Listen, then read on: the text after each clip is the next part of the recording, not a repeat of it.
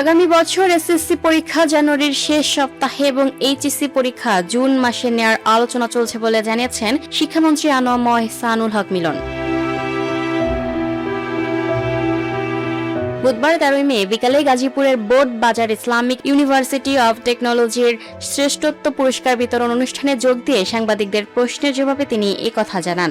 শিক্ষামন্ত্রী এহসানুল হক মিলন বলেন, করোনা সহ বিভিন্ন কারণে গত কয়েক বছরে দেশের শিক্ষা ব্যবস্থায় যে সেশন জট তৈরি হয়েছে তা ধীরে ধীরে স্বাভাবিক পর্যায়ে ফিরিয়ে আনতে কাজ করছে শিক্ষা মন্ত্রণালয়।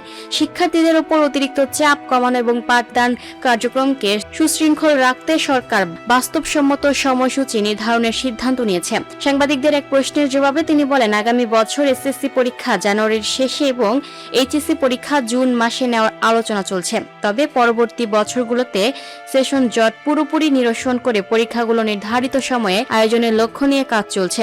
শিক্ষামন্ত্রী বলেন, শিক্ষা মন্ত্রণালয় ও নীতি নির্ধারকদের কারণে কোনো শিক্ষার্থীর জীবন থেকে যেন অতিরিক্ত 2 বছর ঝরে না পড়ে, সেজন্য আমরা ধীরে ধীরে সবকিছু সমন্বয় করছি। তিনি আরো বলেন, সেশন জট সম্পূর্ণভাবে বন্ধ করতে বিশ্ববিদ্যালয়গুলোর ভর্তি ও একাডেমিক কার্যক্রম নিয়মিত করা যাবে। লক্ষ্য নির্ধারণ করা হয়েছে প্রতিটি বিশ্ববিদ্যালয়ের একাডেমিক ক্যালেন্ডার 31 ডিসেম্বরের মধ্যে সমাপ্ত করা। অতীতে শিক্ষাক্ষেত্রে যে অব্যবস্থাপনা ছিল তা দূর করতে প্রয়োজনীয় পদক্ষেপ নেওয়া হচ্ছে বলেও জানান তিনি। অনুষ্ঠানে বিশ্ববিদ্যালয়ের উপাচার্য ডক্টর মোহাম্মদ রফিকুল ইসলামের সভাপতিত্বে আরও বক্তব্য রাখেন উপ-উপাচার্য ডক্টর হিসাইন আরাবী নূর সহ বিশ্ববিদ্যালয়ের বিভিন্ন বিভাগের শিক্ষক ও কর্মকর্তারা।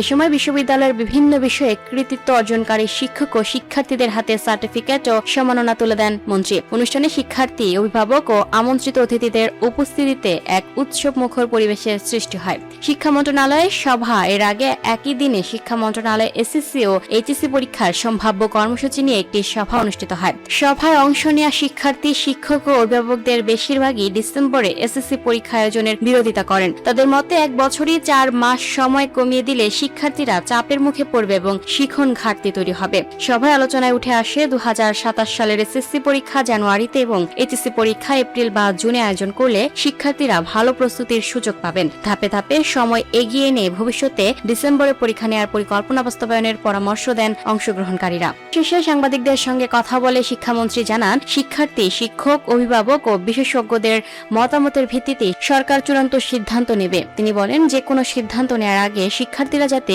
ক্ষতিগ্রস্ত না হয় সেটিকেই সর্বোচ্চ গুরুত্ব দেওয়া হচ্ছে।